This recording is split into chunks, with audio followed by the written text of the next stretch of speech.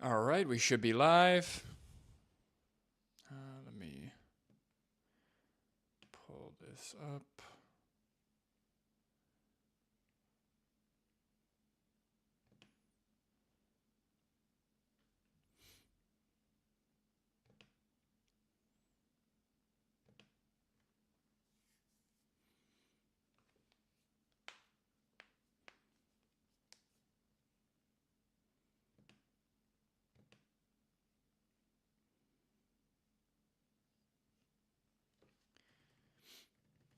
All right, if anyone's here yet, hello, hello.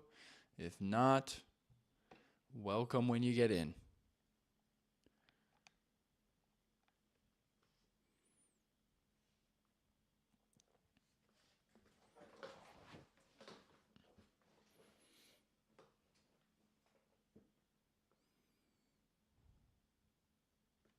Hello, Keisha? Kishia? Hello. I think it's Keisha, but correct me if I'm wrong.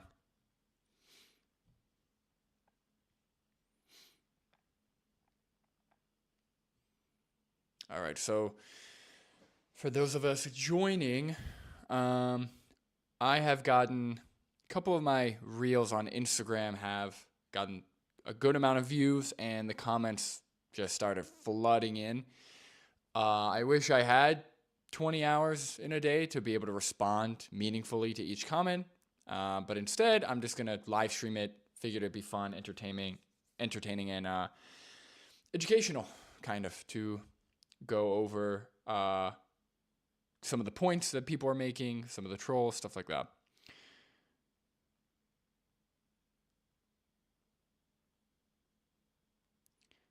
Quiche. Okay, Quiche. Yeah, that actually makes sense. I should have thought of that. Okay.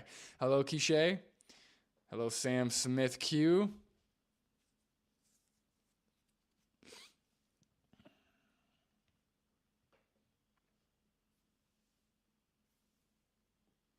Just gonna give it a couple more moments. Have people join in. Hello, hello, everybody. Can everyone hear me clearly? Hello, Keystone Eon.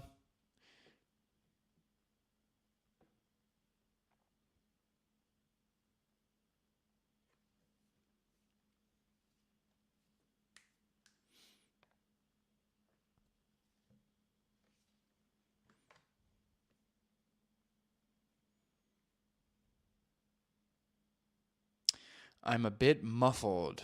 Okay. Is this better? Or hello, vegan stoner lady. Awesome. I'm glad you're here. Thank you. Thank you for joining. I'm sure you get a ton of trolls as well and different comments, so this should be interesting. Just curious. Do you guys see this or am I blocking it? Hold on.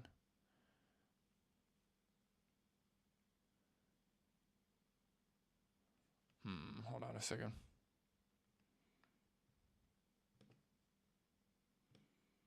I see. Hold on.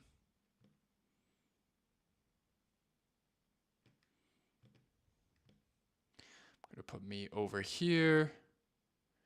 Gonna move that there. All right, that should be better.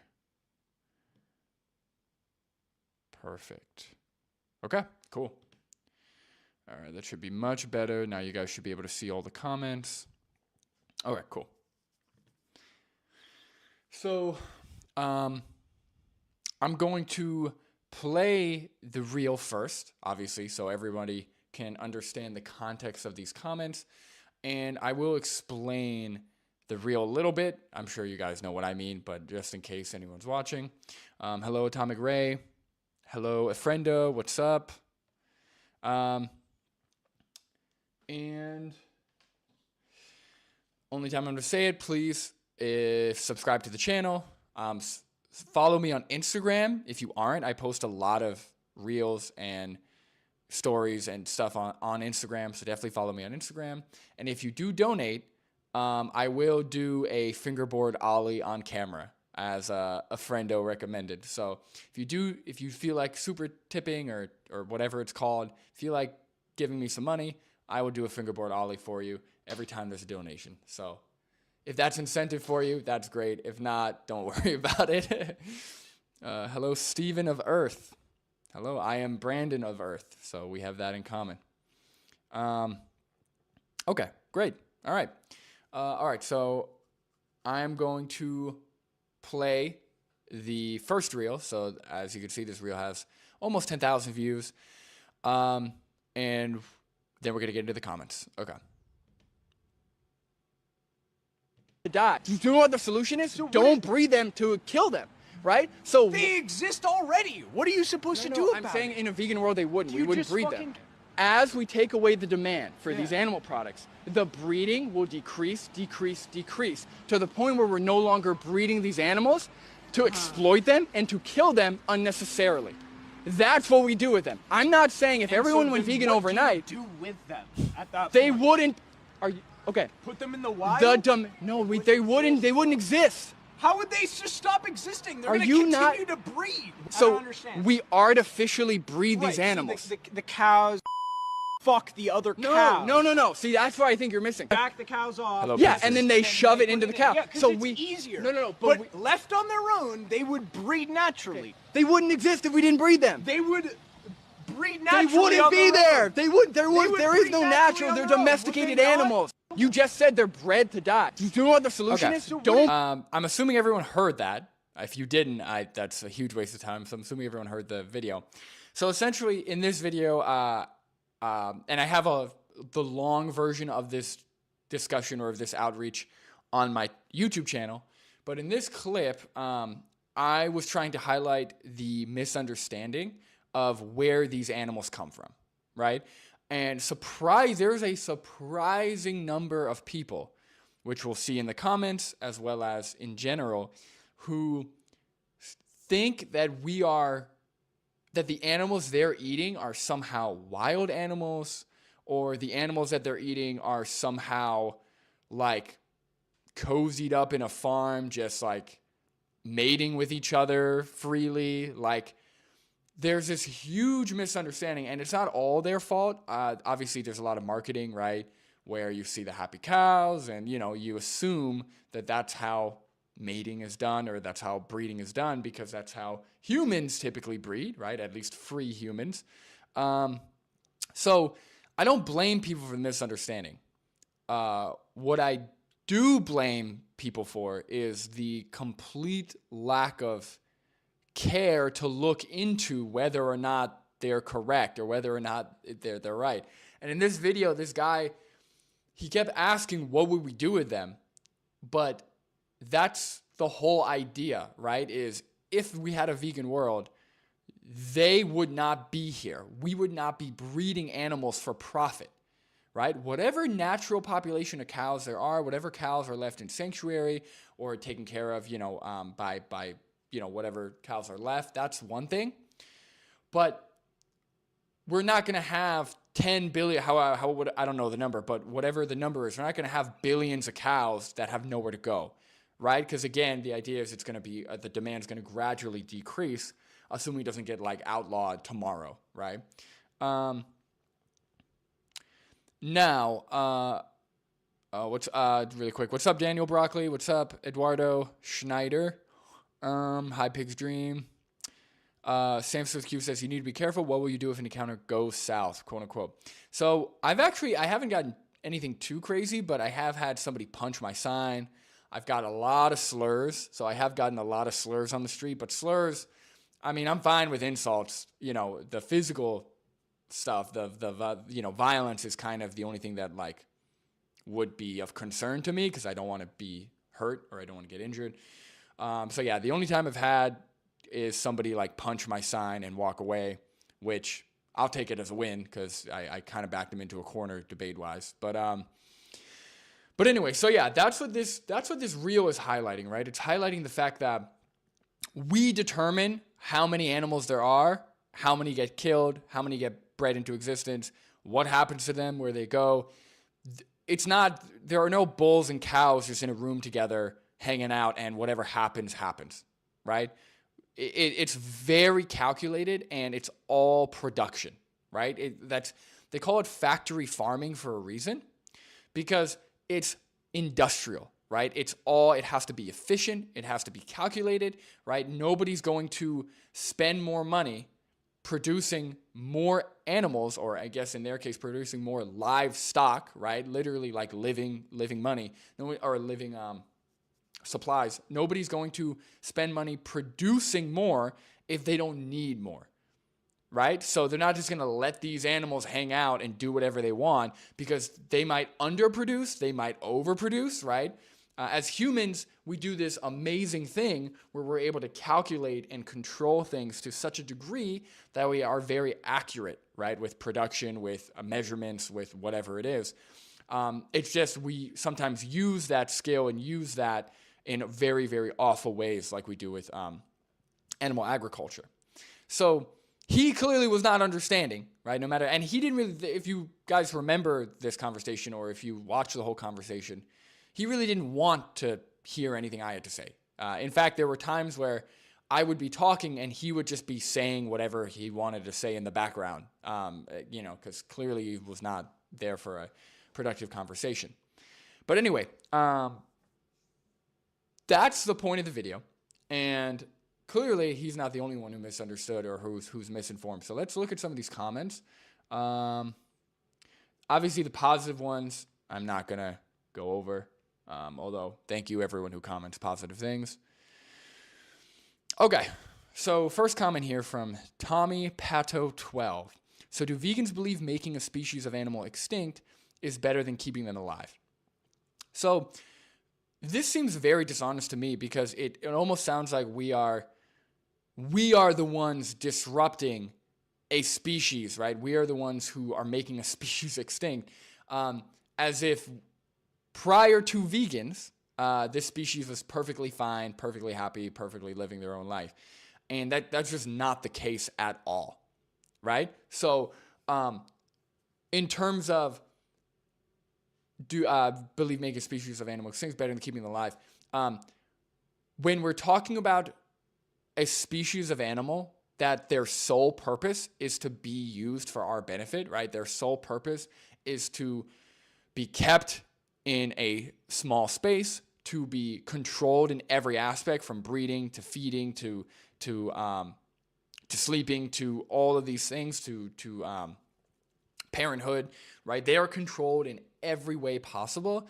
And then to only live, some animals several weeks, some animals several months, to only live a fraction of their full lifespan, mostly filled with disease and genetic anomalies, right? Because they're genetically modified in the form of selective breeding to produce more, which causes health issues. So when we're talking about such an awful state of living, we would never we would never allow that to happen to other groups of humans or other humans, just for the sole purpose of them existing, right?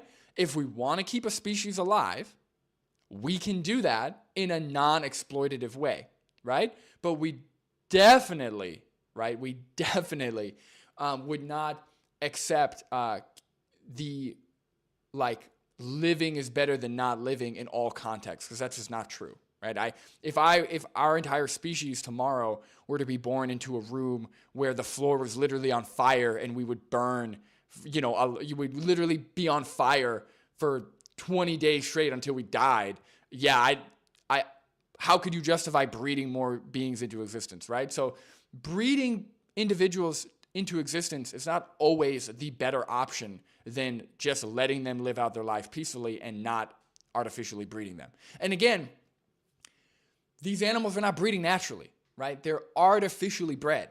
So we're not making the animals go extinct. We're just choosing to not breed them ourselves anymore. That's it. I'm against forced breeding. Are you not against forced breeding? Daniel Brogdon says they are inanimate resources, obviously. Right. Yeah, they're the same thing as like lumber.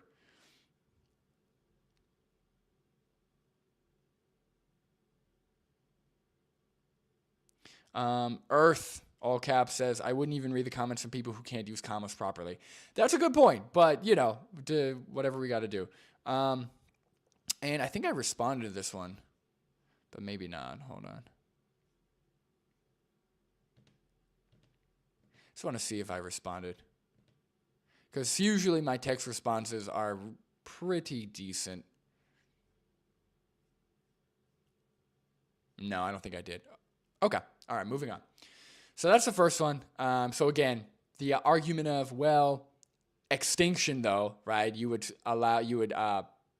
make a species go extinct. Again, that's not really a good argument to continue to mass breed them and exploit them, right? Obviously, sanctuaries, right? There are ways of allowing the species to continue in a natural way or in a way that just occurs, right? But I honestly don't think, unless it's purely for their benefit, I really don't see any justification for continuing to breed them. What, just so they stay alive long enough to become your dinner? Yeah, that doesn't make any sense to me.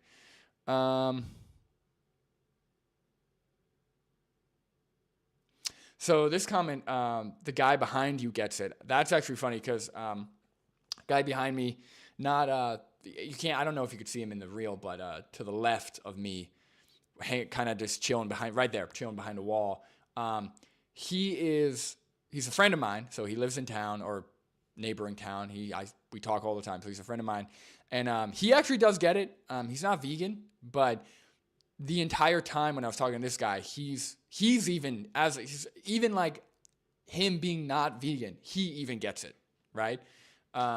So yeah, this guy was just particularly stubborn. Oh, Daniel Broccoli, sorry. I read that as, I thought you were being sarcastic. You said they aren't inanimate resources. Yeah, of course. Yeah, of course they aren't. I read that as they are, so I thought you were being sarcastic. This guy says, wow, the guy with the mic made my head hurt.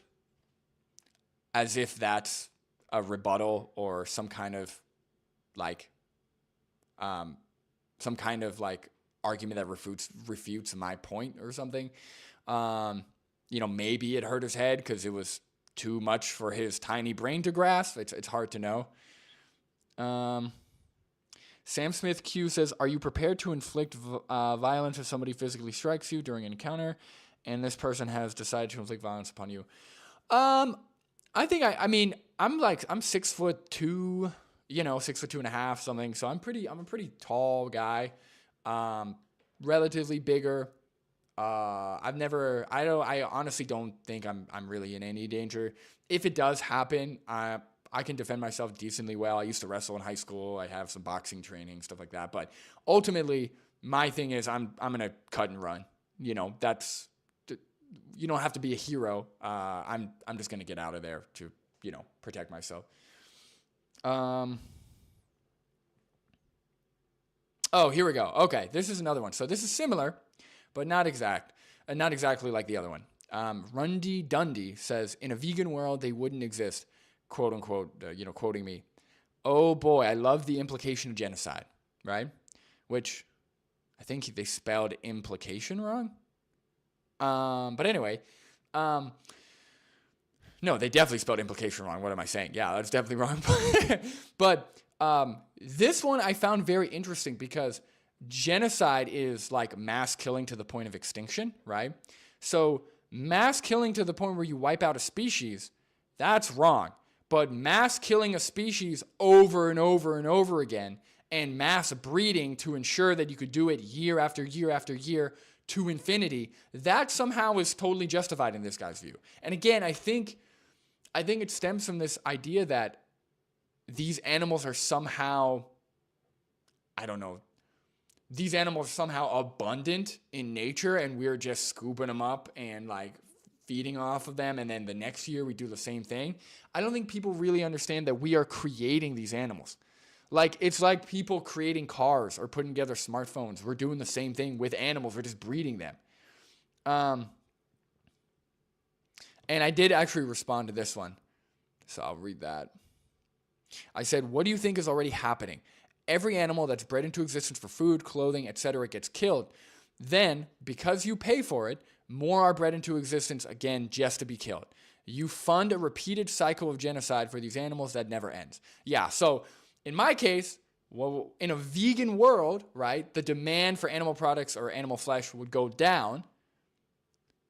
Therefore, the amount of animals would just slowly, kind of taper off when it comes to the exploitation and the killing. So that's actually a genocide that ends. There is no more genocide, right? There is no more mass killing. But in a non-vegan world, if we didn't breed more into existence ourselves, these animals will be dead tomorrow. They'd be dead in like 3 days, right? We'd wipe them off the face of the planet because we bred them into existence and we killed them to eat them or to wear their skin or to whatever. So again, there's this misunderstanding that somehow these animals are like, we control what happens to these animals, but somehow don't control their population, and they can mate. Like, it's just so conflicting and contradictory.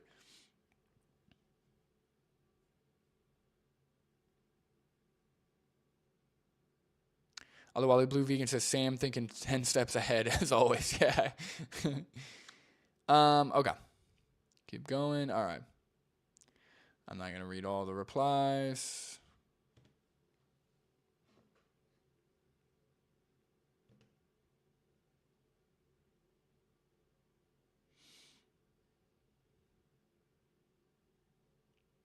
Okay, he said some vegans are totally out to lunch. Again, I just love when people just do character attacks and don't actually respond to the point I'm making.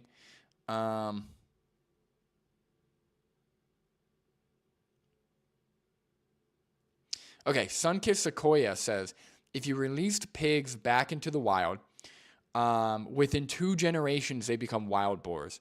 The only way to magically make all those livestock not exist would be to keep the males and females separated until they all died out. Okay. How do you think it's done now? Sequoia, Sunkissed Sequoia. The males and the females are completely separated. They're not mixed together at all. In fact, I don't know if you've seen this. I'm sure everyone here has. But baby pigs are often castrated, not only to, again, control their reproduction, but also because something about the taste, maybe with puberty or with testosterone. But they literally have their little testicles taken out.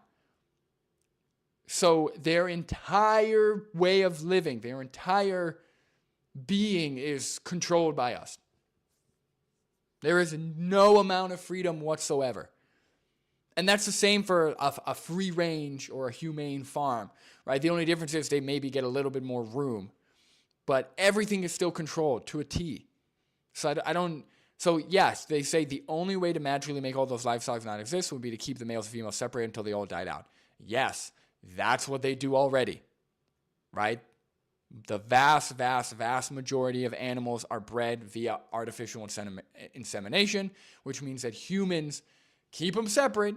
They take the stuff from one animal and they put it in the stuff of the other animal themselves. Cows don't need human intervention to breed. No, they do not, right? Not when you have them together and they're just doing their thing. But again, when we're talking about 99% of the cows on the planet, how the cows get here, they're separated and they're artificially inseminated. Notice how in the video I specifically said the demand would decrease until we stop breeding them. I'm not suggesting that we just bring all the bulls and bring all the cows and just let them go crazy, right? That wouldn't make any sense, right? That wouldn't be beneficial for them because they're so genetically modified. They would be in tremendous amounts of pain and also no good trying to fend for themselves in the wild. And it also wouldn't make sense for us because it's going to cause issues with population. You can't have a billion cows all of a sudden just in the woods of like Texas, you know?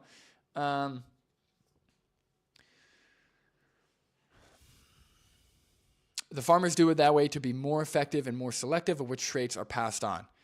Right. Again, you're adding the point. Right. That's why it's done that way, and that's why it will continue to be done that way. But feral cows are a thing, and they are very destructive, so just releasing them won't work. Feral cows. So I don't know about feral cows. Again, they started with the boar thing. I haven't seen anything about feral cows being destructive. If somebody has evidence for this, and that's another thing is like with these comments, I'll ask them for evidence. And this is my favorite, right? My favorite thing is when I ask them for evidence, they tell you to look it up, right? They say, oh, you got a fancy computer, you look it up. And my wife, Julia, she calls it the milk and egg conundrum, or like milk and egg theory, where it's like she hears a lot of people say that the price of milk and eggs has gone up, and people are like blaming the government on the price of milk and eggs. And when she asked them, oh, why, what's the government doing that's causing the milk and eggs to go up? They just tell her to look it up. Like, oh, okay, I'm sorry. I didn't realize that I was the one making the claim that the government's causing the price of food to go up. I thought you were the one making the claim. If somebody's making the claim, they should be able to easily explain, oh, well, actually, there is this statistic, or actually, this action by this person, or whatever, you know? If not provide sources, you should at least be able to explain logically where this is coming from. And most people can't do that. Most people just say things they heard or they think already. And that's frustrating. So yeah, Julia calls it like the milk and egg conundrum, or the milk and egg theory, or whatever. Okay. Somebody said, my thing is it wouldn't even be bad to eat cows that bred themselves, but enslaving them like we do is crazy and evil. Okay, so this guy's like halfway there, right? This person. So yes, the slavery is horrific, right? We literally breed them ourselves. We keep them in confinement, and then we kill them at a fraction of their life for their flesh, or we exploit them for multiple years for their bodily secretions, and then we end up killing them anyway. So now what they're missing is it wouldn't be bad to eat the cows that bred themselves. Yeah, I disagree with that, because what's the justification for, if the animals are breeding themselves, why is it all of a sudden justified to slit their throat and eat them? Right? Okay, so if we are breeding them, messed up, slavery. But if we go up to cows that are breeding naturally, it's cool to just slit their throat and eat them when we have, a plant-based option. That seems silly to me. Rick Grimes says, no feral cows is as destructive as a human. That is correct. And I would probably argue that feral cows, if it's even a thing, is nowhere near as destructive as animal agriculture. So again, I don't know what the point is.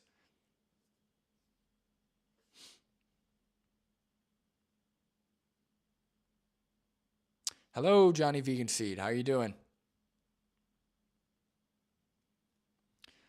Okay. Okay. I just in case I don't need to get flat. I'm not gonna say that name on the channel, but vegan guy has never heard of the feral hogs, horses, and mules that ruin the land where soybeans grow. We can't even hunt the hogs out of extinction. There's an overpopulation all across the U.S. That literally has nothing to do with the video, right? That literally has nothing to do with the video I said. We don't exploit or eat feral hogs, horses, and mules. Maybe some people hunt them, right? But for the most part, I'm talking about animal agriculture or like the systemic animal exploitation that we have in place that people fund directly. So this guy is just completely missing the point. Great, good to know that there are feral hogs, horses, and mules. That has literally nothing to do with the video I posted.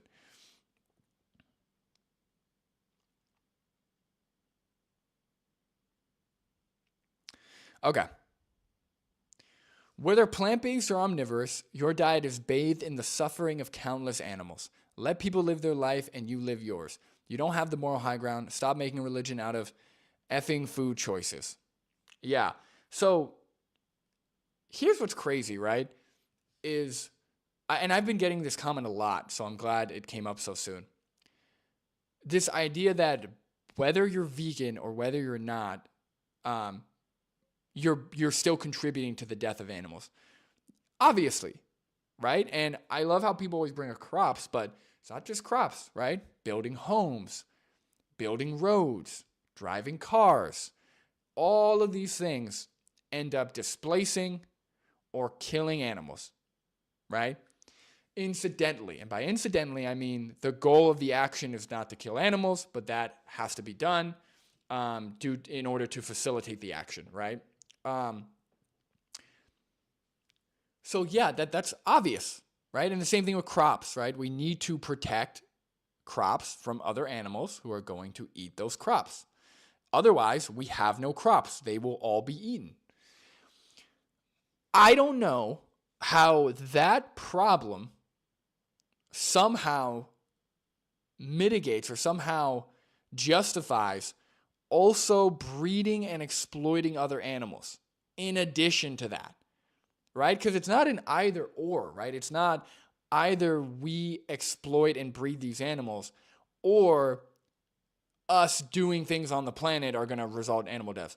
Us doing things on the planet are going to result in animal deaths already, right? Building homes, building roads, stuff like that.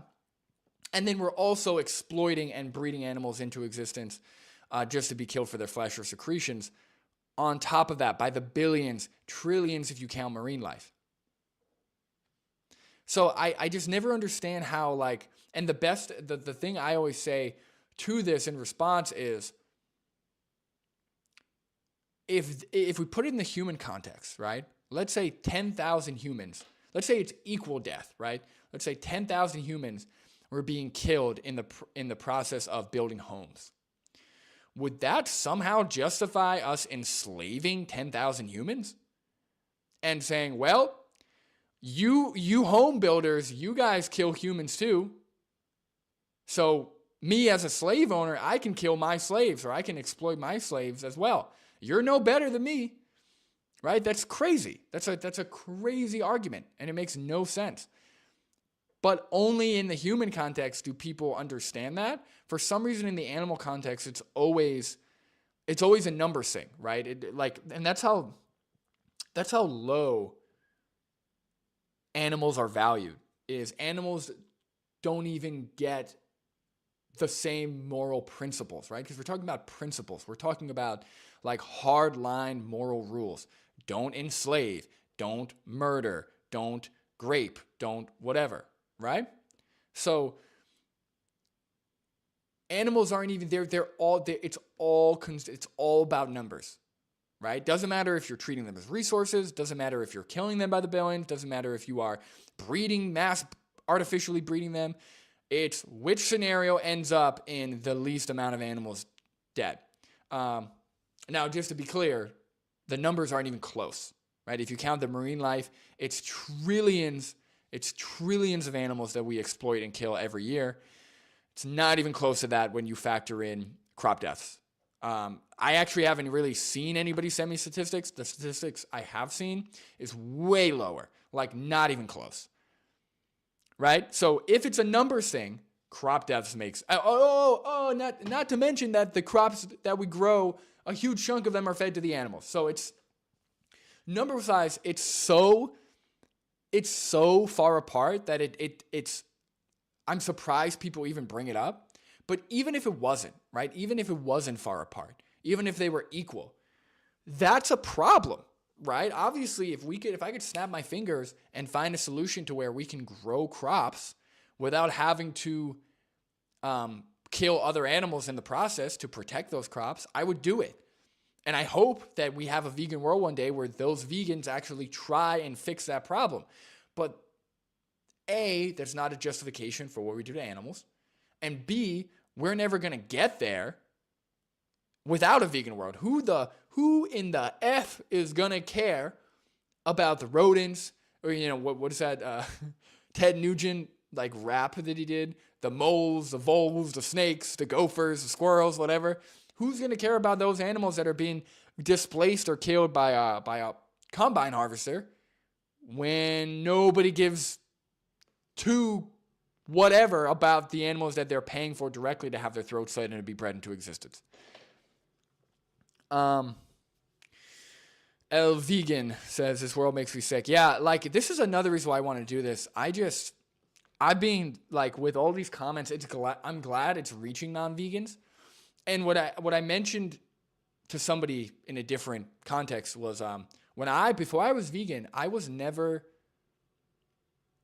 a commenter. I was never a liker. I was never an interactor online, right? I wouldn't say, "Oh, good video." I wouldn't comment. I wouldn't like. I wouldn't do anything. I would watch in the background. I'd watch quietly until I was convinced and I changed, right? So with all of the non-vegans that this is reaching, right? It's got almost 10,000 views. There's only 400 something comments, right? So there's a lot of people watching it that aren't commenting, which is good, right? So I'm hoping that it has a more positive effect, but just the amount of toxic garbage and just nonsense that people spew on the comments when a video takes off and you get the trolls is just, it's really disheartening, and it's really hard to feel like you're doing anything good. So yeah, it's rough. Yeah, I'm with you guys. Steven ever says it's hard not to be cynical sometimes. Yeah, I'm a huge cynic. If you ever, I don't know why you would do this, but if you ever have a conversation with my wife about me, that's like the number one thing. I'm a huge cynic because, I mean, it's hard. I don't, you kind of have to be, like, after a while. I don't know. Samson says, an encounter with that username could go asocial quickly. There are implied threats in his post. Yeah, no, for sure. A lot of these people, they have a lot of threats. I think I responded to this. Okay, I said to this one, I said, it's not a religion. It's the clear logical choice for those of us who are against the exploitation and enslavement of others. Nobody is denying that animals die for humans to build roads, build homes, drive cars, grow crops, etc. How does that justify slavery? Yeah, exactly.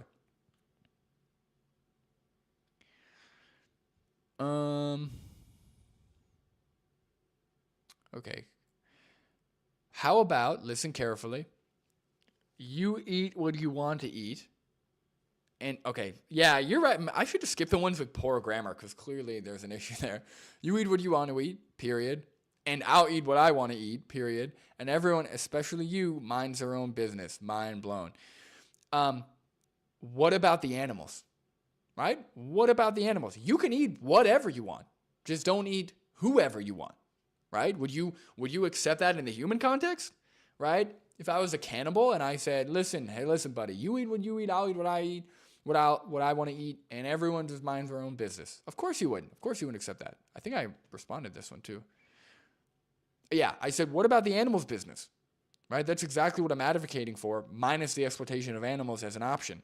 Do you think that paying for the breeding, enslavement, and killing of animals is minding your own business? Oh, here we go. Okay, well, since I saw it, stop eating plants or sentient beings. They feel pain. Every plant you eat you are hurting. LOL.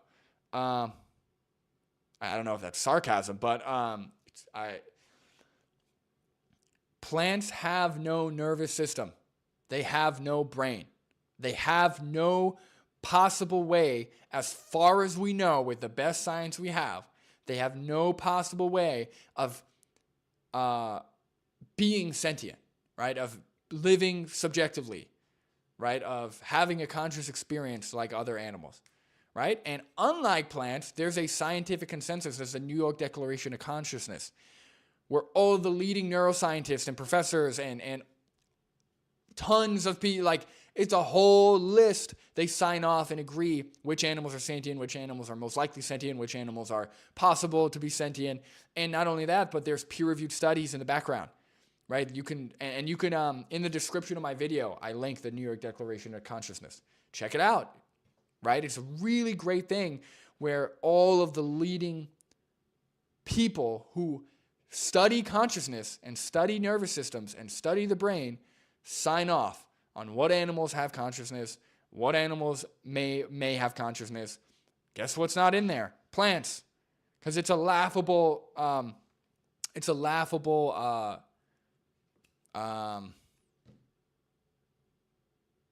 you know what I'm trying to say. It's a laughable proposition, right? It's a laughable, thing that you're trying to assert where plants are sentient just like animals. That wouldn't even make sense. like evolutionarily.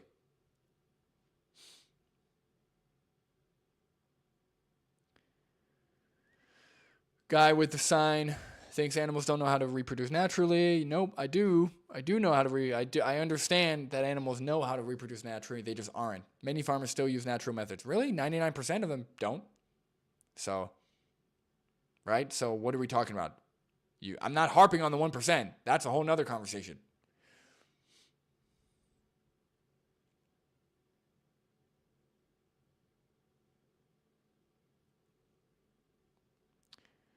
Somebody said they do exist already, so we just look after all of them until they die of old age and let multiple domestic species die out. Yes, exactly. Yeah. So we as humans stop enslaving and stop breeding them. We care for the ones that are left in sanctuaries or in cared spaces. Let them die out as a sentient being. Let them live their life. And then if there are animals that breed naturally, great. If not, doesn't matter, right? Right? Not existing is neutral, right? There's no like moral necessity to create life, right? It's just there is a moral necessity to not intentionally harm or exploit others, right? So there's nothing wrong with a species just not existing anymore. The only thing that makes it wrong or the only thing that makes it bad is humans thinking it's bad, right? Like when a species of lion dies out, for example, there's nothing bad, there's nothing like immoral happening, but humans are like, oh, pretty lions, I want to see that species continue. So then they try and intervene, right? But there's nothing like inherently wrong with just not existing. Same thing with humans. If something happened to where every human just lived out till old age and then nobody reproduced, that's not immoral. There's nothing wrong with that. Nobody's being harmed. Nobody's being exploited, right? You might be depressed that your species is no longer going to exist for some reason, but who cares, right? I would rather prioritize the well-being of the people that are currently sentient than care about producing more people. That's silly. Sam Smith Q says, your night activism looks dangerous to me. Are there other activists that could join you for even activism? Thank you, Sam. I appreciate the, Sam Smith, I appreciate the concern. Yeah, I would like to do things with other people or like to do more things during the day. Usually during the summer, I try and get out there while it's still nighttime. But I also like the rush of it, so I'm cool with Sam. But thank you for the concern. Hello, Bible Dome Podcast. Thank you for joining. Although Blue Vegan says anti-natalist take. Well, yeah, I'm on the fence for that. Like, I think anti-natalism would be like specifically saying it's like wrong to reproduce or like you shouldn't reproduce. I don't know if I have that position. I don't think I'm going to reproduce. But I'm not of like the firm position that it's wrong for others to. But it's definitely not wrong to just not reproduce, So, yeah. Nick Liston or Lyson says, didn't you mean the Cambridge Declaration of Consciousness? That's more like what you described. No, it's the New York. So the Cambridge Declaration of Consciousness, yes, that's the original one. But the New York one is even recent. The New York, more recent. The New York one is as of April of 2024. So look in the description. There should be the New York Declaration of Consciousness. It's similar to the Cambridge one, but it's updated. So it's newer. It's as of April of 2024. A lot of people haven't read it. I don't know why. I talked about it on my Instagram. I linked it everywhere. So check it out. Yeah, it's really great. And you could look at the background with the peer-reviewed studies and everything. Okay. Next comment. All right, I'm just going to do a few more. I can't. I actually thought this is going to be easier to do. This is like just killing me. So if you guys, this is like just a fun stream. It's winter time, and where I am, I can't do activism in the winter. There's like nobody there. It was snowing or raining all day, so I couldn't really do anything. So I'm just going to be doing live streams for fun. So if you guys have any questions or you guys have any recommendations, any constructive criticism, not like the other constructive criticism, but actual constructive criticism. If you guys have anything, please, I'm all ears. If you guys just want to chat, I'm cool with that. Someone said, yeah, let's have a yelling match on who's more intelligent and not get any points across or change anyone's mind. Well done. I wasn't yelling about the fact that I'm more intelligent. I was just trying to, I was getting really frustrated at this point in the conversation because he was already so stubborn to begin with, constantly interrupting, constantly saying things that are irrelevant to what I'm saying, and not in a one-sided way. Like, I would try and ask him questions based on what he's saying, and then he would just go off on another tangent.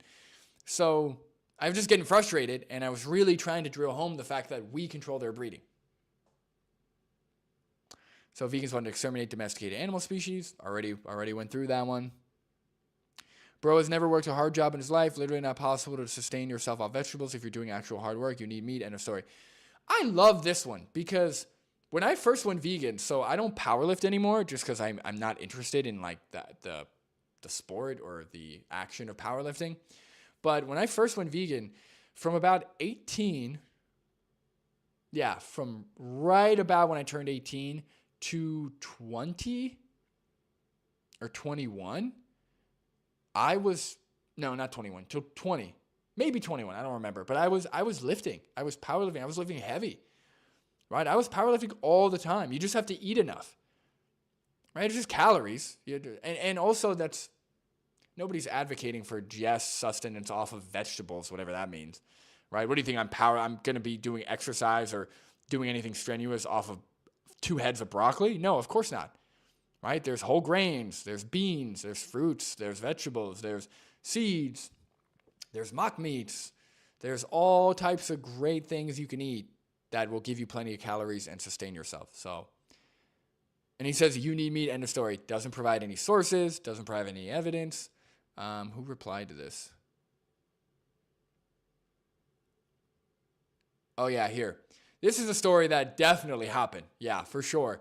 There were 3 vegetarians in my training group for forest firefighting. One was for 10 plus years. After the second day of training, all of them were eating meat because they literally had to go to continue. Or they literally had to go continue. I love this too because it also illustrates how much vegetarianism is a diet and how quickly people will abandon it, right? When you're a vegetarian, you're saying, I don't eat, right? I don't eat meat, right? I don't eat animals. You're not saying that, I'm against the exploitation of animals. You're not saying that I think animals should be valued morally. You're just saying you don't eat animals, right? You still eat milk. You still eat eggs. You can still wear, well, I don't know if you can wear fur as a vegetarian, but yeah. So they might have just abandoned it because the meat was there and it was the only thing that was offered. Who knows? It's such a specific anecdote. Again, this is not great evidence.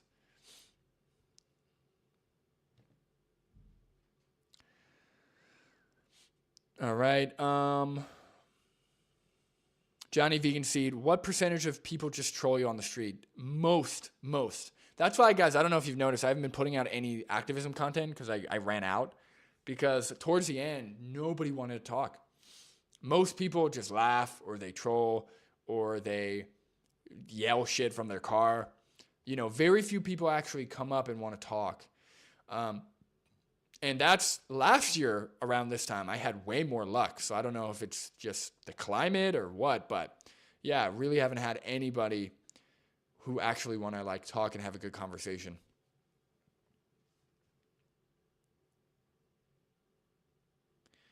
Vegan Stoner Lady says, I've yelled at my non-vegan guest on TikTok. It happens. Yeah.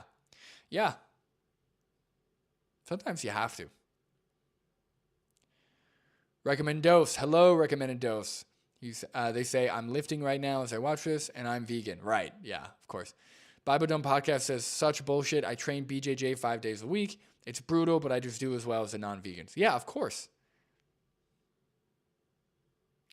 Recommend dose says, I ate enough calories today. That's good. Yeah, no, Allie. Hello, Allie. Awesome. Thank you for joining. Yeah, yelling stuff from their car all the time. That's the big one. People, especially in my town, I find, people are just yelling shit from their car all the time as I'm walking to my spot or whatever. All right, Instagram does a sync sometimes where it brings you in circles. Okay, so we're done with those. So that's on this video. Let's go to this one. So this one it's cut off, but for some reason, again, the way I'm doing it, it cuts it off. But this video has like almost 6,000 views, I think. So, all right, hold on. I'm going to play it. God, I wish you would just unmute it. Okay, ready. Dog to the left of me and a carrot to the right of me, and you had to pick which one for me to chop, I think it'd be very easy for you to pick the carrot and not the dog, correct? So like, that's true. you know, when we're talking about like, yes, I get that from a spiritual standpoint, but in real world, like actual scenarios where you had to pick, we would pick the plants, right? And but that's only because we see ourselves closer related to them. That's the only reason. Sure. But why? Like, what about us is relatable to that animal? Well, we're both mammals. Okay. We can look into their eyes. What do mammals have? What do mammals have? Yeah. Many things. Like, give me an example. Like organs. Characteristics of... No, like, give me an example with organs. Of organs? Yeah. They have a heart, a stomach, liver. Brains, eyes, nervous system, right? All the things we know that in humans interpret pain, provide awareness, provide consciousness, right? But if I had your dog to the left of me and a carrot to the right... Okay, so this one was kind of a continuation of the previous one I posted, where this guy was essentially saying that, you know, he believes that everything has a soul, right? So all the plants have souls, this and that, right? And the point of this video that I was illustrating is that regardless of the soul thing, if you have an animal to the left of you and an animal to the right of you, and I picked dog just to make it very obvious, it should be clear which one we can chop and which one is going to be harmed by the chopping, right? So separate from soul this or whatever spiritual thing you believe, one of them is obviously sentient, right? And he goes on to say that, well, the only reason why you're okay with chopping the carrot and not the dog is because we can relate more to the dog. Which, okay, that is true, right? So that kind of goes against his argument. But what I was asking him in return is, okay, give me an example. Like, why do we relate to them, right? And the biggest reason is because they have similar organs. They act similarly, right? They can't speak, but they're clearly doing things, right? They eat, they give birth, they sleep, they do all the things that humans do, right? Minus communicating with language. So, and when you look at, you know, the brains, the eyes, the nervous system, the possession of those things, of those systems, of those organs, is what allows them to be conscious, is what, what's it called?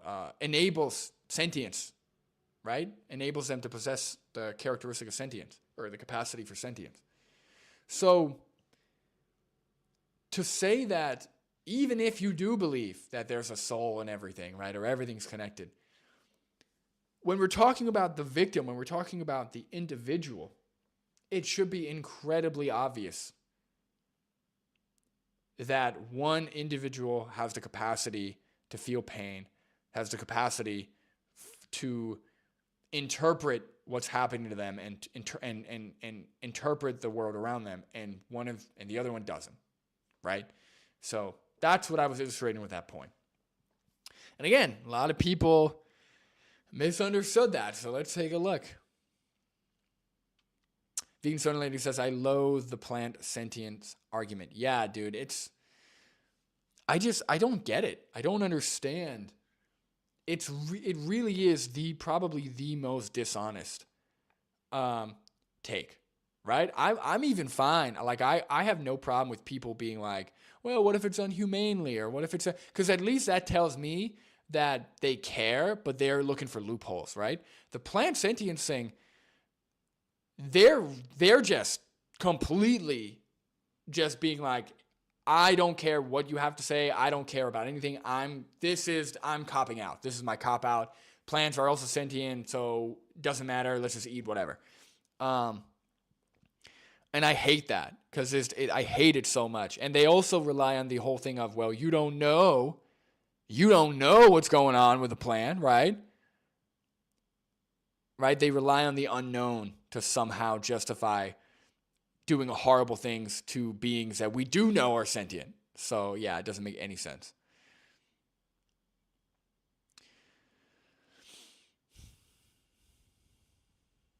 Ali says, I just had a woman in the store tell me her hubby is vegan. She was responding to the vegan sign on my grocery card.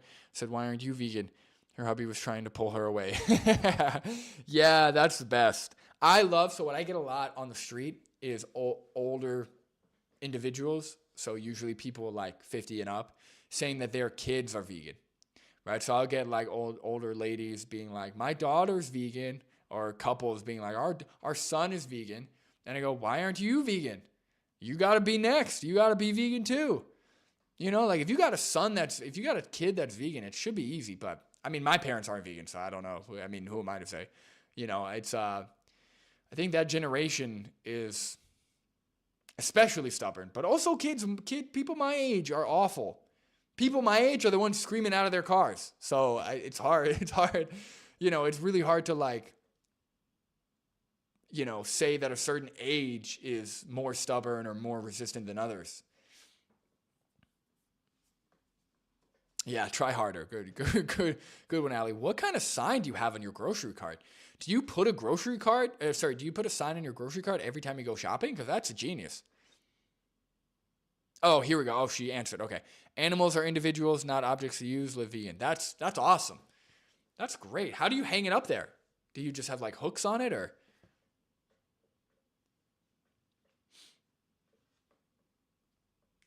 All right, while you're responding, hopefully, I'm going to go through these comments. Again, skipping all the good ones, but thank you everyone who gives some support. This is just maybe the most nothing conversation I've seen in a while. That's just not even... GIF of the steak. Guys, if I had $1 for every time people posted a GIF of somebody chopping a steak, I would be rich. I wish that should be an app that like a non-profit vegan company does for vegan activists, where like every time you get a GIF, they give you $1. That would be awesome. What's up, Chase? Yeah, ban slaughter. I agree, man. Okay, this one. You guys realize vegan farming is the deadliest farming and on average kill more animals than a normal farmer killing animals. Okay, so we've kind of already been over this. And this has 44 likes, which is already awful.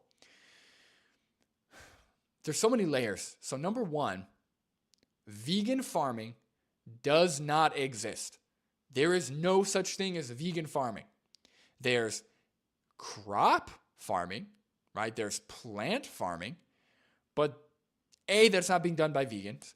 B, vegans had no say in the practices that occur in crop agriculture. Nothing about it is vegan, right? We eat plants, right? So vegans are in favor of eating plants. But to say that crop agriculture is synonymous with vegan farming, that's just incorrect. Vegans have nothing to do with crop agriculture. And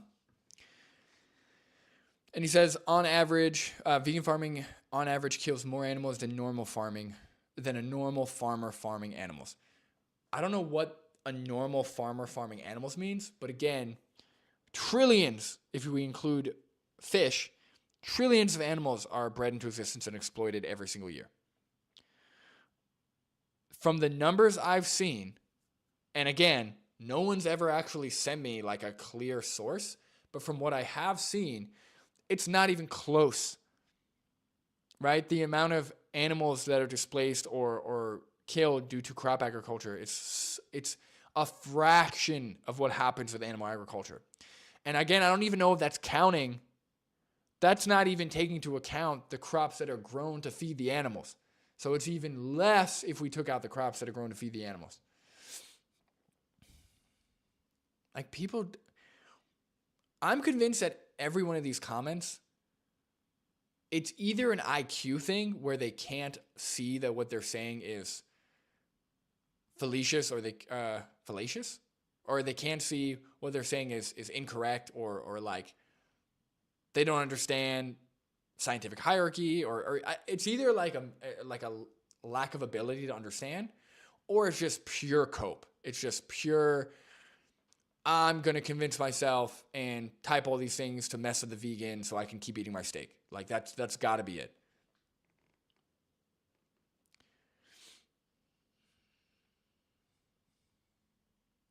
Okay, somebody said this used to eat dogs and that's insane, so he became vegan. I don't know what that means. This person's just a psychopath. I've raised chickens, turkeys, pigs, cows. They were fun to play with and better to eat. There's nothing wrong with killing for food. Could you imagine somebody saying that with like the context of a human or even a dog? Could you imagine the outrage? Right? Yeah, my baby was fun to play with for 2 years, but they were even better to eat. Or my puppy was fun to play with for 6 months, but they tasted even better on the grill with barbecue sauce. Like what kind of psychopathy are we talking? Like what's so crazy is a lot of these accounts, they're private or they're troll accounts, whatever. But what scares me is that these people exist in the real world. These people vote. These people influence the decisions that affect all of us, right? These people have children. These people, a lot of them take care of an animal. These people drive cars, right? These clearly, I don't want to say psychopathic, I can't make that diagnosis, but these people who clearly are violent at the very least, are just roaming the earth, totally free, totally anonymous. And that's one thing I'm proud of is my account is public. My full name is on my account. I have nothing to hide. I'm not trolling. I'm not doing anything that I would be embarrassed about, or it would be hard for me to defend if my employer saw it or if anybody saw it, right? I've got nothing to hide. And that's a nice feeling. And I don't know how these people live, the way that they do.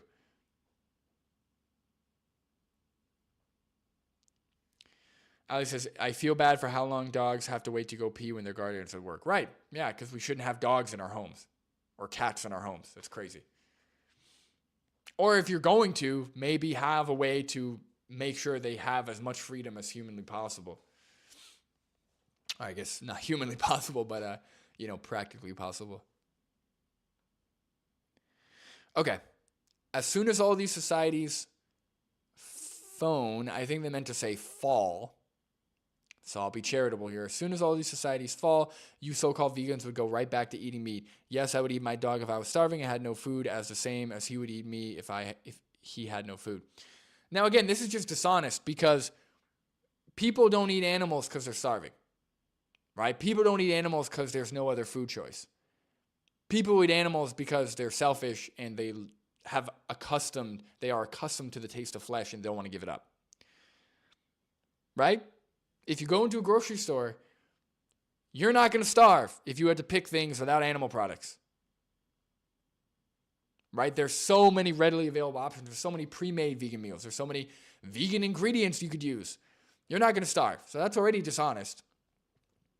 And that's the thing I always find people do with the dog comparison is, right, they try and defend cows and they say, okay, what about a dog? Would you eat dog? They say, if I was starving, it's like, okay, well, that's not, you changed it. You changed the scenario because you're not starving right now. You're not in risk of not getting food if you don't slit a cow's throat and eat them. So why are you changing the scenario? And also the society falling. If society fell, there would be a lot of immoral things happening, right? People would be raping each other. People would be stealing from each other. People might eat other humans. Definitely would eat domesticated animals. Right? Just because things would happen when society fell or falls, or if I had to do what I had to do to survive, that doesn't justify me just doing it now. Before that even happens. I got a notification. Hold on. What happened? Oh, Jinx Jar just subscribed. Thank you for the subscription. I appreciate it. Yes, I thank you so much. Stay tuned for more content. It's a little slow with the activism right now, but I'm gonna double down once springtime comes. So yeah, being in, not having a society, or the potential to not have a society, is not an excuse to just do whatever you want now. I've had that argument on the street where somebody said, well, hunting is important because what if we didn't have grocery stores? Okay, shoot targets, shoot moving targets, practice your archery, practice your gun firing, right? You can't just kill anyone you want, animal or human, just for the potential that something could happen. Right? Could you imagine being like, well, there could be a war one day, so I'm just going to go around and practice killing people? It's like, are you nuts? Are you crazy? You can go a long time without eating. That's also true. Also true. Great point, Ali.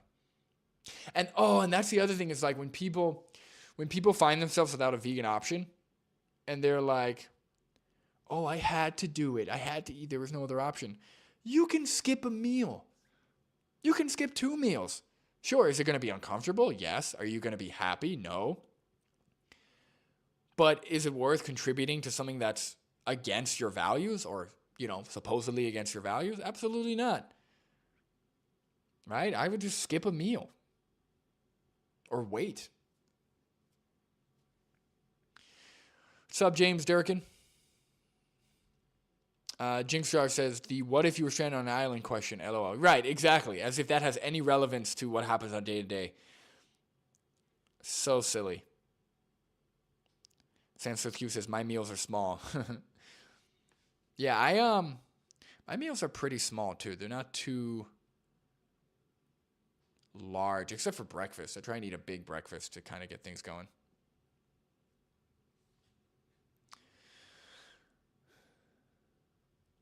If instead of a cow, instead of dog, it wouldn't matter which one gets chopped because they're both food. So I think they're saying if we took out the dog and replaced it with a cow in that scenario, then it wouldn't matter. Right? And this is another thing that people do where they say, well, one is food and one is a pet, right? I think they forget that we determine that. Right? There's nothing about their nature or nothing about them as individuals that determines, okay, this individual is food and this individual is a pet. So, and that's why humans eat one and not the other. No, it's just because we've decided that. Right? We've chosen one as a pet and one as food for whatever reason. Right? For our entertainment, for our, whatever. And that's, again, that's unjustified, right? Just because one of them is conventionally known as a pet and one is typically known as steak on a grill doesn't mean that it doesn't actually justify the action of killing one and not the other, or killing any of them, right? So people just say, well, they're food, so therefore it's justified, as if that's a justification. That's not a justification. You're just kind of begging the question.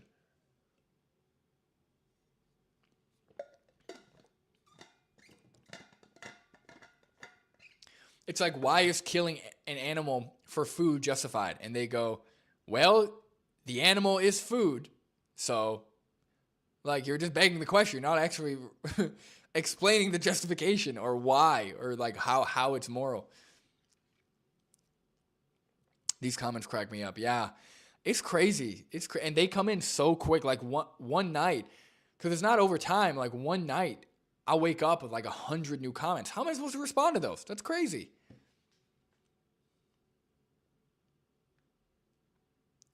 Sam Smith says, what is your height and weight? How long have you been weightlifting? So I don't weightlift anymore. I've just been skateboarding a ton, which skateboarding is underrated for muscle stimulation and exercise. When you're actually like jumping and doing it for long periods of time, it's a great workout. So I've been doing that for about 6 months consistently. Before that, I went through a ton of hobbies. I did a lot of walking. I used to roller skate or rollerblade.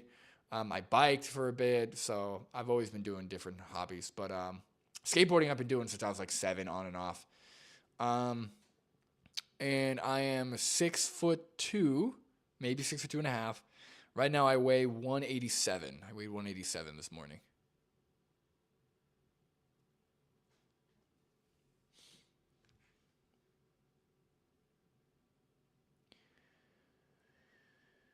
Jinx Shark says, yeah, I found you from a reel. You did and saw the comments and was shocked how flooded it was by anti-vegans. Yeah, I don't know. I feel like I get it because when I go to other vegan activists' page, I don't see that many trolls. So I don't know if other activists are blocking or like deleting comments or like just blocking them. Maybe I should block more people. I just don't because I don't. Unless someone's being really spammy and dishonest. I've only on Instagram and on YouTube, I've only had to block 2 people ever. And it's because they kept spamming the same thing over and over again, even when I offered for them to come on the channel, even when I replied. So at that point, I mean, they're just there to literally just kind of piss you off.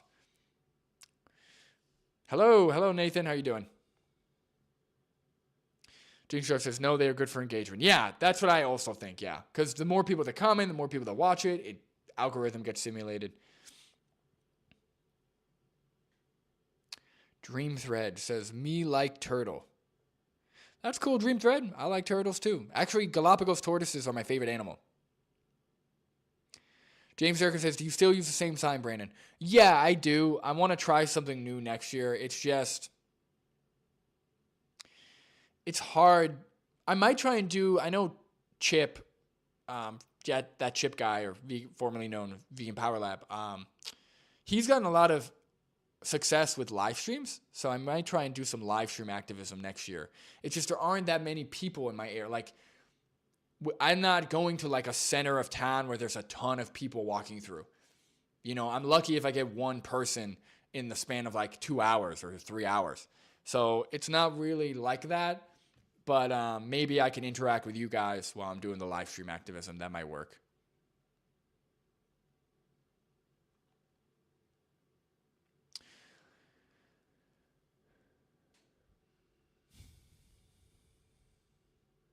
Oh, this is my favorite. This one's my favorite. Okay. Here's the problem.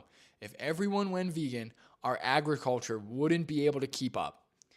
This is the best because it shows such a blatant lack of knowledge of our crop agriculture, right? So not only do we grow a huge chunk, right? So just grain production alone, I think it's over 30% of the grains that we grow I think it's like oats, wheat, go directly to animal feed. Way more with soy. I don't know if corn is included in that, but a huge chunk of our grain production and crop production goes towards feeding animals. The majority of our calories come from crops already. I think the UN, was it the UN or was it our food and data that reported 18% of our calories actually come from animal products? Only 18%? Do you know how easy it would be for everyone to get their calories and nutrition from plants? We'd have way more food. It's not even close. They go on to say we'd have to destroy more land for farming, push more animals out of their homes. No, because the leading cause of deforestation, the leading cause of land destruction is animal agriculture. That's already, again, these people just have no idea what they're talking about, but they go on and they comment as if they've done the research. And this is a long comment string, but they end up not being able to provide any sources at all. So they can't actually source anything that they are saying here. And when there's nowhere left to push them, they would be cold.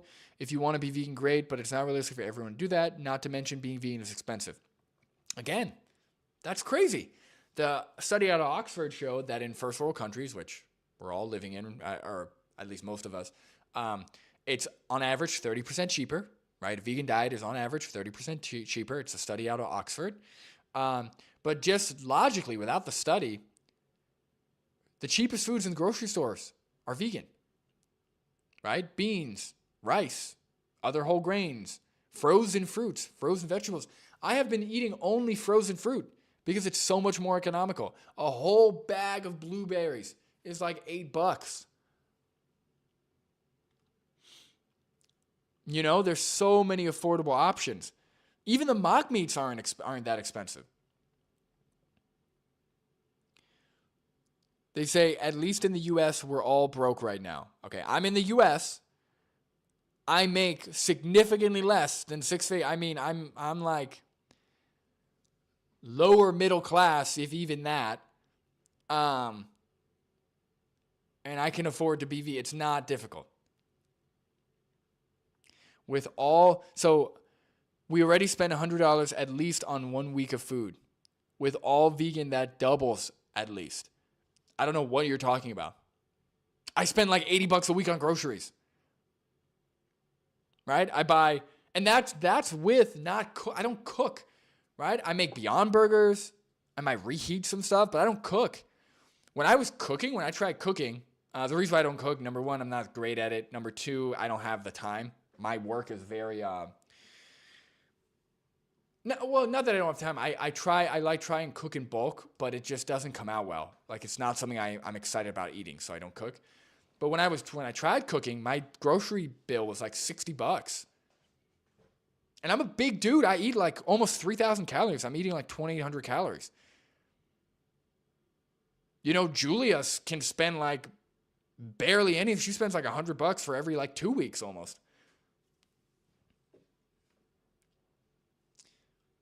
You need to eat more food to get the same calories. No, not necessarily. What are we talking about? Right? You know, there are vegan foods that have more calories than animal products, right?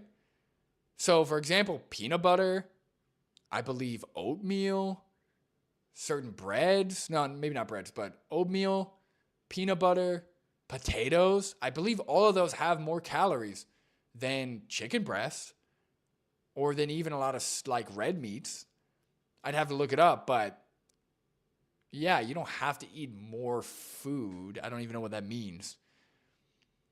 And you certainly, I think they meant need. You certainly need meat replacements to make sure you're getting enough protein.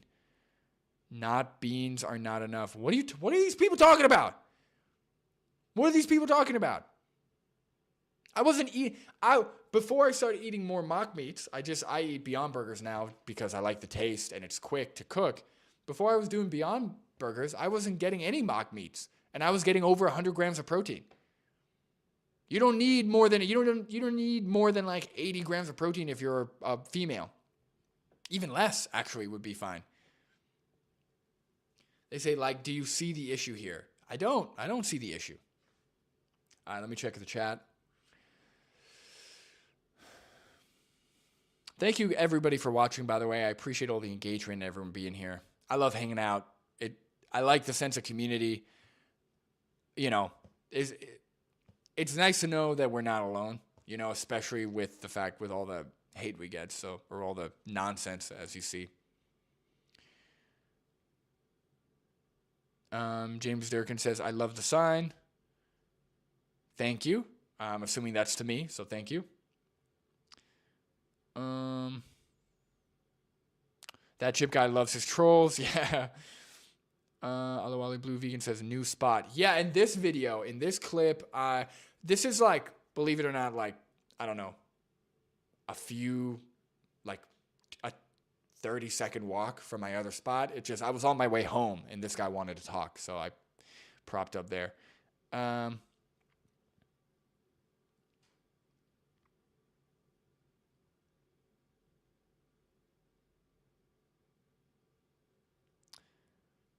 You should sign up for those YouTube shows that put carnivores and vegans together to debate. I actually did.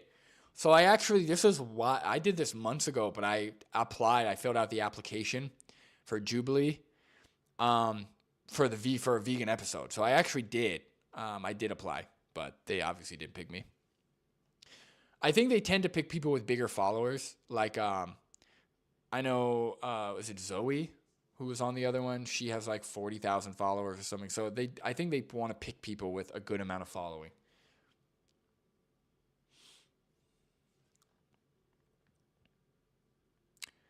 Supreme, freezing fruit loses nutrients. I actually don't know if that's true. I thought it was the opposite. Because if you're freezing things, especially depending on when you pick it, it would conserve nutrients, I thought. But either way, I mean, from the nutrient loss can't be that big, right? I'm still going to be somewhat accurate from what it says on the package. So I'm not too concerned about it.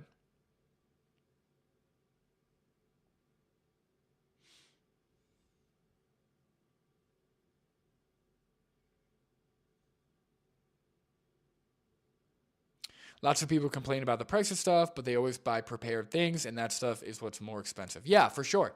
For sure. But even me, I only buy prepared things, pretty much. You know, I make oatmeal, but everything else is pretty much prepared, and it's still pretty cheap. What part of the U.S. are you from? Rick Grimes, I am in Massachusetts. So the good old M.A. Supreme says, are Beyond Burgers lab made? No, I'm glad you asked that. It's the new Beyond Burger formula. The reason why I've been eating them more is nutritionally, it's fantastic. So it's with avocado oil, so it's way lower in saturated fat. It's pretty low in salt. It's high in protein. It's got 2 grams of fiber, which is more than any other burger. It's all the ingredients are great. I love the new Beyond formula. I've been eating 2 a day for dinner pretty much for like months, and I love it. I love Beyond Burgers.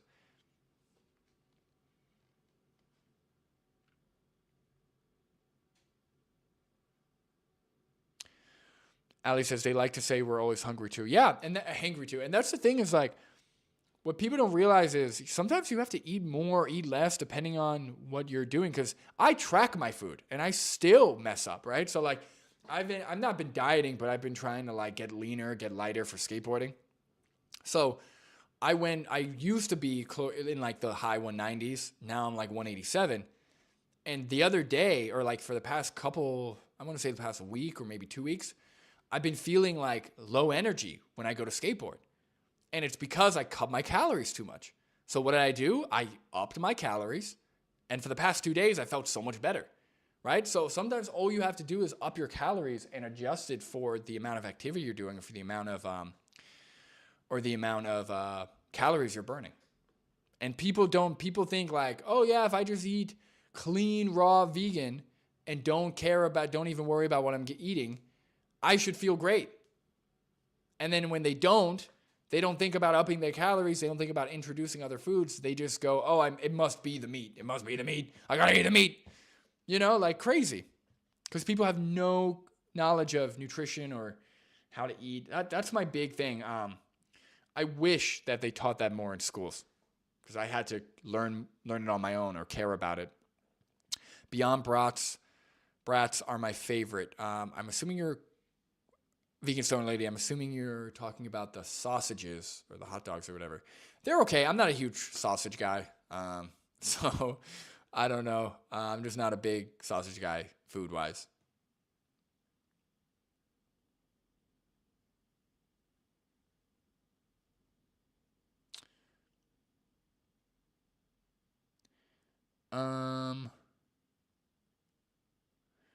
Hyperlink, but people have been convinced that saturated fat is somehow good. Yeah, I don't know how that happened, Hyperlink. Hello, by the way. This whole saturated fat is good for you. I don't know how that happened. It's all the influencers that have convinced people, I guess.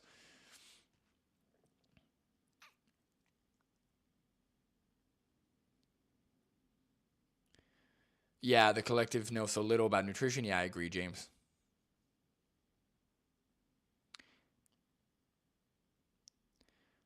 Frozen fruit holds more nutrients. Yeah, Jinx Jar. That's what I thought. Yeah, that's what I figured. Again, I could be wrong though. I haven't looked at any like hard studies or anything.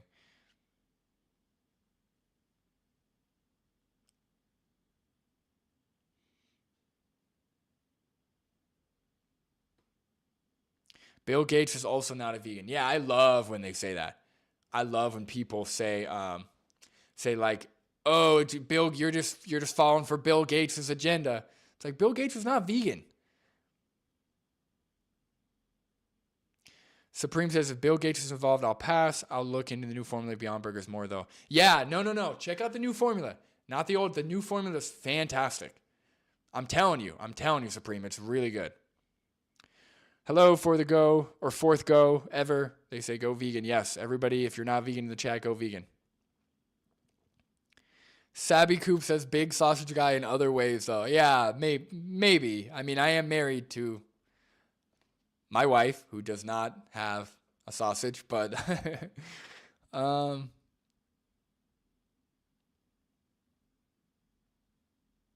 have you tried the Abbott's chorizo? Supreme, no, I have not. I have not tried Abbott's chorizo. That sounds good, though. All right, let's go back to some comments.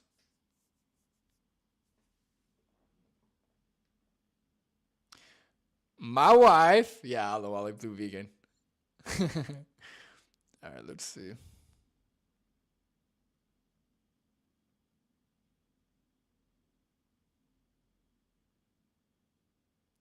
All right, is this going to bring me in circle? Oh, here we go. Okay, we need meat. Just no other context. So just we need meat. Obviously provides no evidence. I think I even asked them for evidence. Yeah, I said, okay. Oh, no. Oh, guys. Okay, we got to talk about this. So this is another big one that I just love, right? So I don't want to pick on this one person specifically, but when they have public account, I will. Okay. All right. So can you guys see that? So this is them. And it says, happy birthday, Zaya, you monster of a cat, my bestie of the animal world. Right? So they call their cat their bestie. Okay? Their best friend. Their bestie of the animal world. Okay? Shoot, how do I go back? Hold on.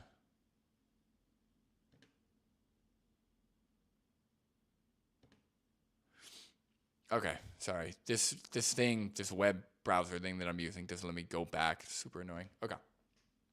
So they call their cat their bestie, right? And I love that because it shows how disconnected people are. Like, they say we need meat. They're not even thinking about the animals they eat as individuals, and yet they have a bestie of the animal world who they probably love more than most humans. And so I say, okay, so then let me eat your cat, aka your best mate. Or is it only okay when other sentient animals besides your cat have their throats slit? The hypocrisy is unreal. And then they say, okay, come eat my cat. Because they know I'm not going to eat their cat, so they're just trolling back. So they're eating the pets. So yeah, that's the thing is I love that when, like, you'll never, like, it's amazing to me how some people, when, like, they'll comment and their page is all about their dog. Their page is like, let's say their dog's name is Xander, right?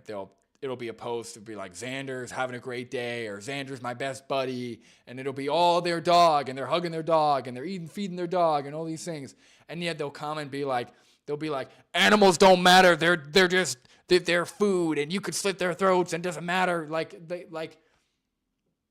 It's insane how what people will convince themselves, or how aloof people will be just because they love the taste of something. It's just insane to me.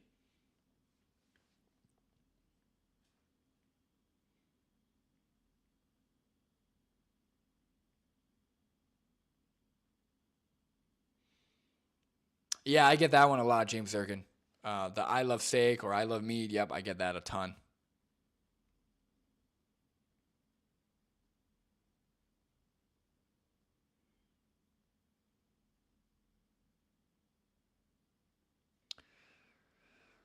All right, a few more here. This isn't going to be too long of a stream.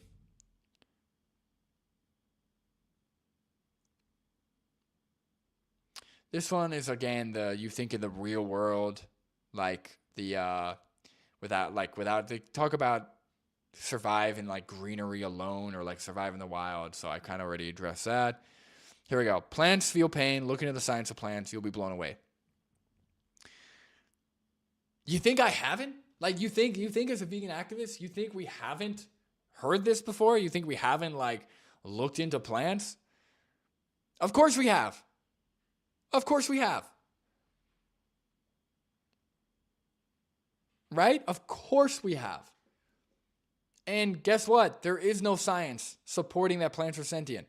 There are interesting articles with headlines that are eye-catching, but there's no actual science supporting that plants are sentient. But plants are amazing. I mean, I love plants. They're so amazing. They're intelligent. They are great at surviving. They are great at communicating with each other, but they're not sentient. And how awesome is it that there is a thing on the planet that both human and non-human animals can eat and grow and use without having any moral issues, without having like a moral dilemma to face. This one's my favorite when people say so staged. Like, what do you think? I've got like a ton of friends that I'm like training to act on camera or something. Like, none of these are staged. I don't know any of these people.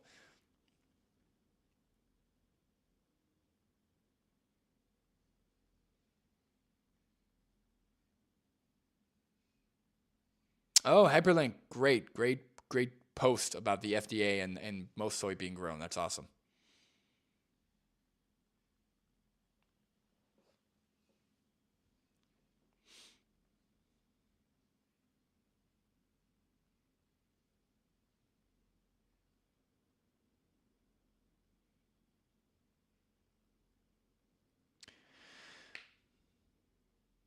Sam Smith Q says, keep going. This is good practice for you, and I'm enjoying it. All right, I'm going to keep going. Hello, Gig. Gig says they never provide proof. They just say, look it up. Yeah, that's what I said earlier. Yeah, so Julia calls it like the milk and egg dilemma or like milk and egg conundrum where people will complain about how the government is causing food to be so high in price. And when she asks them, what's the government doing? Like, how is that happening? They just say, look it up. Right? Like you think if somebody's like so passionate about the cost of their food going up or so upset, or like making claims, you think they would be able to at least logically or like explain what's going on, even if they don't have the source with them. Yeah, that's the best. Nutrition arguments will just go on for hours. Yeah, that's also the problem with arguing nutrition is like you want to argue morals, you want to argue the things that should be obvious, but to avoid the obvious, people double down on nutrition. They double down on environment, right? So non-vegans, if you notice, the actual moral argument takes about 5 minutes, 10 minutes max, right? But the doubling down of the environmental issues, doubling down on the nutritional issues, that's what takes a long time. Convincing people or providing enough evidence over time where people now are okay with letting that go. Yeah, Ali, I agree. It's a distraction often from the victims. Yeah, I agree. 100% it is.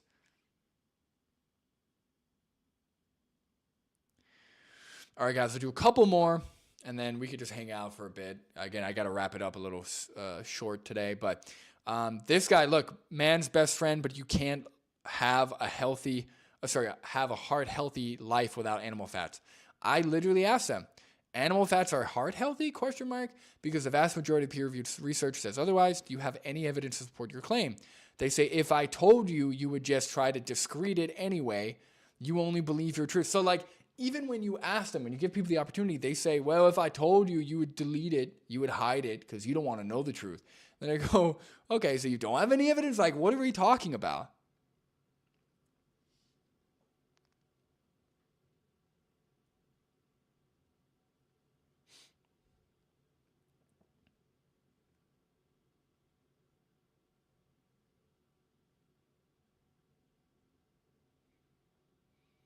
I always knew in my 20 plus years of eating animal flesh that fruits and veggies were the best thing for you.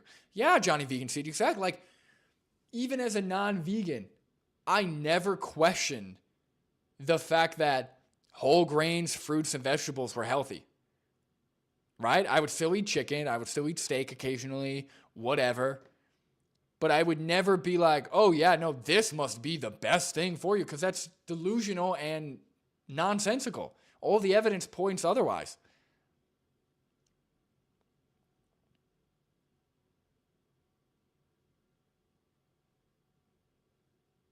Sam Smith Q, the OG. I've been living without animal fats for almost 36 years. Yeah, again, I'm coming on 8 years in March. So, and I plan on making it to 50 years. You can't be ex-vegan, right? You end up just getting off a diet.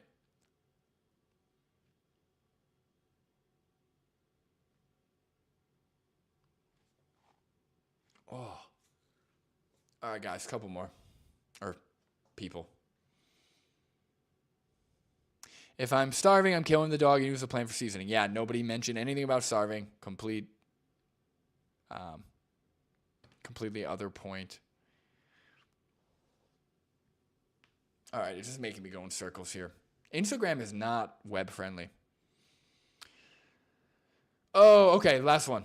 Okay, we'll do a couple. We'll do a couple more. Okay. Vegan is a new white privilege. Yeah, okay. As if there aren't entire Indian and African populations, or I guess maybe mostly Caribbeans, I think, with Rastafarians, but as if there aren't entire populations of people of color or minorities or whatever, as if there aren't entire populations of non-white people who aren't vegan. Like, are you crazy? Are you serious? And even if all the vegans were white, that doesn't necessarily mean that doesn't refute the moral position that veganism entails, right? Which is rejecting animal exploitation. It doesn't actually refute anything.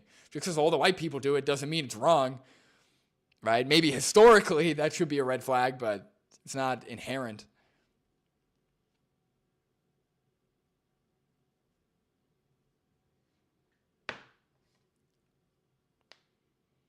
I'm 4 years in March. Awesome. Sabby Coops. Hyperlink says, congrats, coming up on 10 myself. Heard an argument recently that vegans can't make it past 10 years. Yeah, they always say that. They say anytime, and I even ask, I'm like, how many years? They're like 7. I'm like, okay, I've been vegan for 7 years. Going to be 8 years coming up. Yeah, people say that all the time. And they move the goalpost all the time.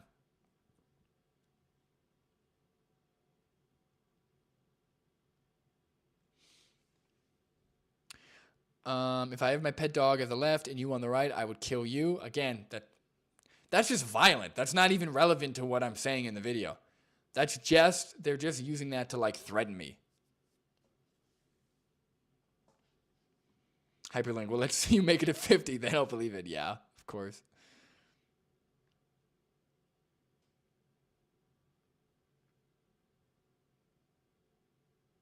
Ali says the comments are too funny. I would kill you in quotes. Who the hell writes that? Right, exactly. Like, the things that people, the unhinged things that people say on the internet behind like anonymous accounts is crazy. Oh, here we go. Why are vegans hoping so desperately for us to eat dogs? Who says we're eating dogs? Why is that always your guys' argument? You'd eat a cow and not a puppy. We're not hoping you eat dogs. A lot of times vegans use dogs as a tool, right? We use the example of eating a dog as a tool to try and snap you out of your like delusion or snap you out of your brainwashing, right? Because a lot of people, and this doesn't always work, it's not always the best practice because dogs and cats are exploited. Dogs and cats are forcibly bred. Dogs and cats are bought and sold like slaves. So we shouldn't be using dogs and cats as examples of like freed animals or like the ideal animal scenario. But in the context of eating, right? In the context of eating, in the context of flesh wearing like leather, in the context of general harm being done to an animal, the vast majority of people would never want to see their dog get harmed, eat their dog, wear their dog's skin, right? All of that is twisted and immoral to the average person. So we use that to try and snap them out of their thinking of, well, animals are just animals. They're not people. Screw them. They don't matter, right? Because when you pick an animal that people do care about, they immediately a lot of times go, oh, no, I would never want that to happen. Oh, no, that's wrong. We shouldn't just, kick puppies. We shouldn't just slit puppies' throats. We shouldn't just, it's wrong to do that, right? So it's trying to snap them out of their current way of thinking. That's why. Mr. Noble or M Noble 19.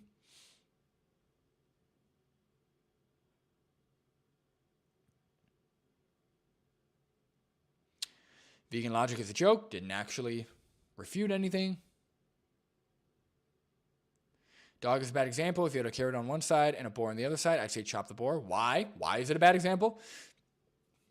Right? What's the morally relevant difference between a dog and a boar, where one we shouldn't be chopping over the carrot, but the other one we should be? They're both sentient. They both have to live. What's the morally relevant difference between a dog and a boar? Or a pig? I don't know why you said boar. This person says, if you had your dog and I had mine, I'd choose to chop your dog. Dumb question. That wasn't even the question. That was like, how can you say it's a dumb question when that was? Yeah, that would be a dumb question. That's not even a question.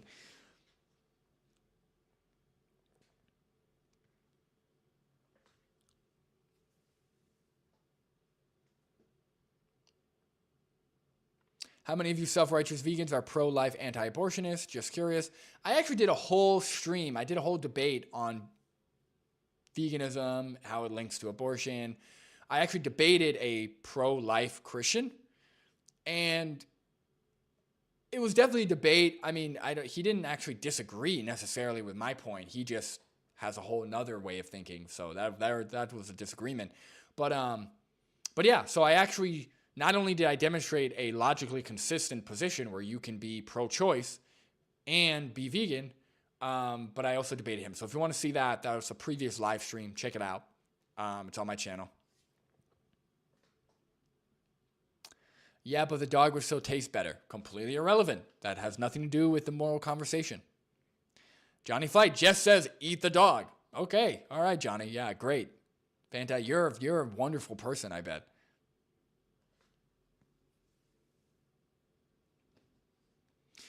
We bred the nutritional animals and domesticated dogs for utility companionship. You would get sick if you just ate a dog for your meat source, just like we don't eat a lot of wildlife. You won't get sick from beef or chicken. Okay. This is wrong on so many levels. Number one, what humans have determined an animal's purpose is doesn't justify it morally. That's number one. Number two, people do eat dogs. They eat domesticated dogs, and they don't get sick. Number three, people get sick from beef or chicken all the time, right? Food-borne pathogens, different diseases, right? Parasites, you name it, rotten things that end up rotten or going bad.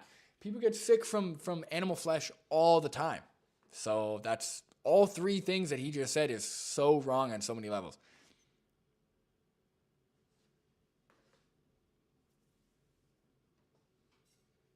Hyperlink says, my dog could beat your dog. Yeah. People just love like competition also. This argument is so relevant, doesn't actually refute anything. Oh, here we go. Lovely person holding a steak. Okay, I think that's enough.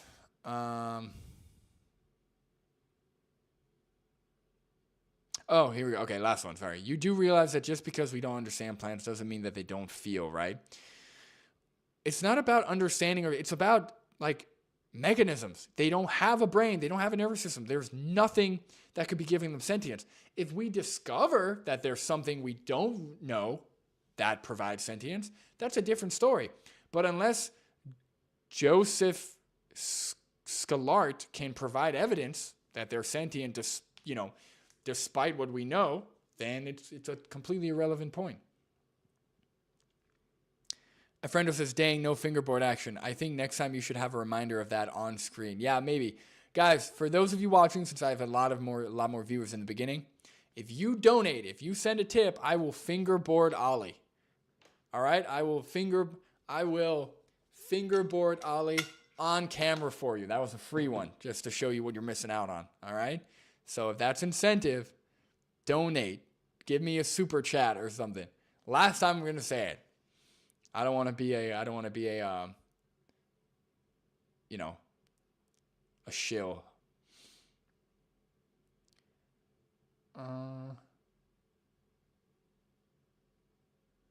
So as long as you can't make a mental association, I can kill it. How about a chicken on one side and a cow on the other side? Kill the chicken. What about a monkey on one side, dog on the other side? Kill the dog. What are you trying to say? Again, I'm just pointing out that one of them is sentient and one of them isn't. Obviously, if there's a cow and I'm not saying you have to kill. I'm saying, like, if you're saying that a plant is sentient, or if you're saying that plants deserve moral consideration, when you put plants against any other sentient animal, it should be obvious that you prioritize the sentient being.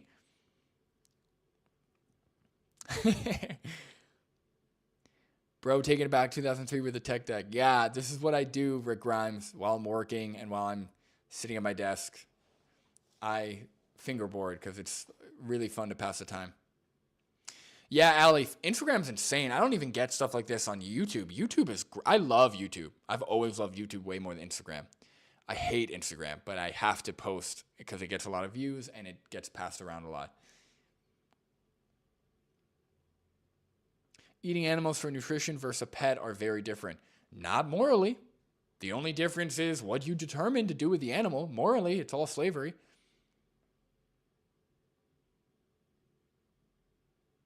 Okay, here we go. According to research, an estimated 7.3 billion animals die each year in the U.S. alone due to crop harvesting. Now, they didn't actually link the research. But if we go with that figure, again, we said trillions. So trillions of animals are exploited and killed for food or for, I think that's including leather, whatever. They're exploited and killed in animal agriculture. So again, like I said, the number is not even close, right? It's, not, what is that? Not even 100 times more, right? 7.3 billion times 100 is 730 billion or whatever. So yeah, not even close. So it's still way more, but that's also including the crops grown for the animal feed. So it'd be even less animals dying and being displaced if humans ate the crops directly. Get off your high horse. Veganism is still slaughtering animals. Those animals are just not getting eaten. No, slaughtering implies intentional killing for a purpose. That's not what crop agriculture is doing. Crop agriculture, at worst, we are killing animals like with combine harvesters and like pesticides to prevent them from eating the crops. At best, we're displacing animals and they're having to find a new home. So no, it's not the same as leading animals into a kill floor and then slitting their throat in front of each other. No, it's not the same at all. All right, guys, I think I can't do anymore, but this is fun. I hope you guys had fun. This is good to vent. It's good to debunk a lot of this. I wish I could do. I might do this on Instagram. It's just Instagram doesn't monetize. So if I do this, I'm not doing it just for the money, but if I'm doing this, I get to engage with you guys. I get to actually get some kind of kickback, even if it's a few dollars. So at least on YouTube, I can monetize it. I have more engagement with the chat. Instagram doesn't monetize, but I might do the same thing on Instagram. So I might just respond to different comments if that happens again. But thank you, everybody, for tuning in. Let me just check the chat really quick. Plants like a CNS. Yes, exactly. 2 a.m. here. All right. Yeah, Sabby Coops. You gotta go to sleep. Grand H says your content is awesome. Thank you. Hello, Haas. Thank you for watching if you've been here for a while. But thank you, everybody. Thank you for joining. Thank you for the engagement. I'm glad you're enjoying the live streams. And yeah, stay tuned for more stuff. I'll say it one last time. Subscribe to the channel if you haven't already. Subscribe. Follow me on Instagram. Same name, logical consistency if you haven't already. But thank you everybody for watching, and I will catch you on the next one. See you everybody.